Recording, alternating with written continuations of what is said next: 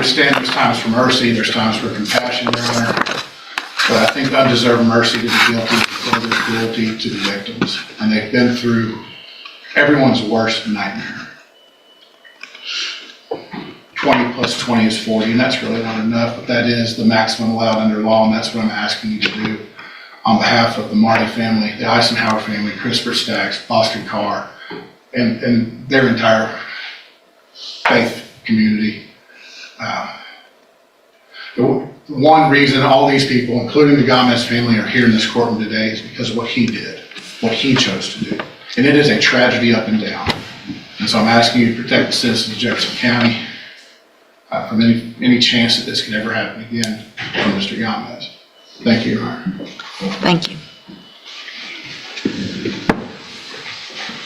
I have a question, Mr. Nichols, with regard to deadly weapon finding. I'm looking at the indictment, and it doesn't read that there's a deadly weapon. Right, I don't believe it does, Your Honor. Okay.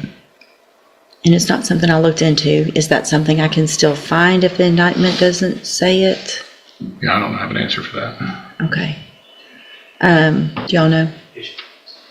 If it's not, if it's not in the indictment? The court would have to find, it is permissible without a request, without it being included in the indictment. However, the court would have to point to specific evidence that it was used or intended to be used as a deadly weapon. Okay. And I would argue to the court that perhaps, I mean, if there had been other evidence, but there's really no evidence admitted upon which the court could make such a finding, so I would ask the court not to find that. But I will represent to the court as an officer of the court that it's not absolutely required that it be included. Okay. I really didn't think so. I just wanted to make sure. I would think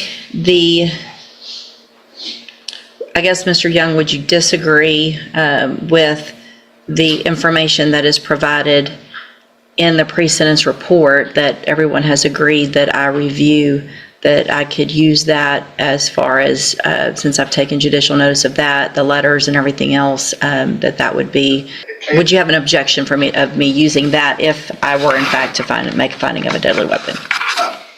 Your Honor, I think the court can consider all evidence before the court, and if there is evidence that the court can point to that says this supports the finding of deadly weapon, obviously we can't contest that. Okay. First, I really do want to thank everybody for being here. We don't have full courtrooms like this. These, just as both of the attorneys said, these are some of the most difficult cases that any judge has to deal with for many reasons, obviously.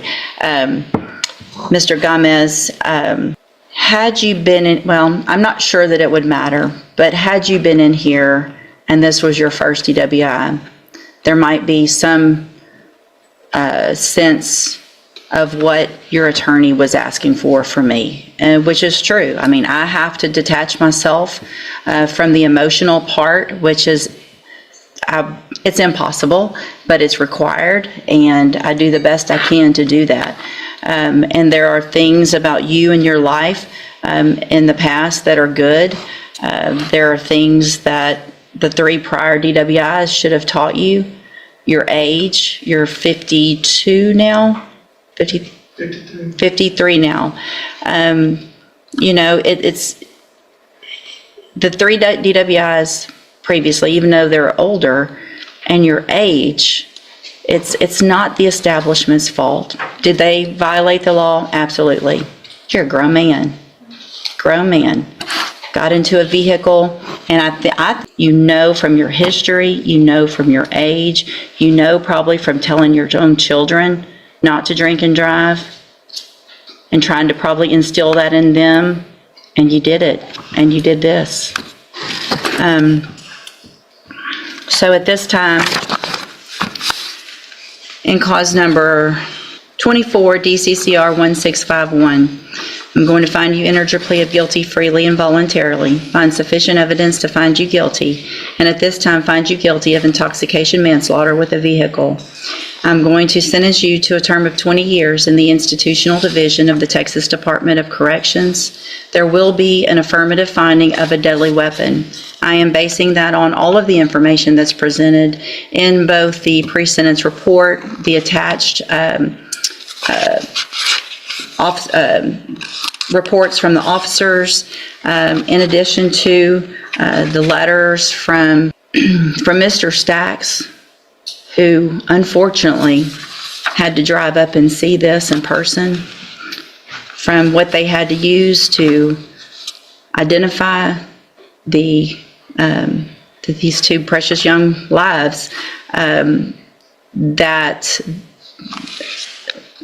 there's no way that there is any doubt that you used your vehicle in a manner capable of causing death, and that you in fact did that. In cause number 24, DCCR 1652, I'm also going to find sufficient evidence to find you guilty, and at this time find you guilty of intoxication manslaughter with a vehicle. Sentence you to a term of 20 years. There will also be a deadly finding in that case based on the same information and evidence that I used in the previous one. That sentence will run consecutively to cause number 24, DCCR 1651. In cause number 24, DCCR 1653, I'm also going to find that you entered your plea of guilty freely and voluntarily, find sufficient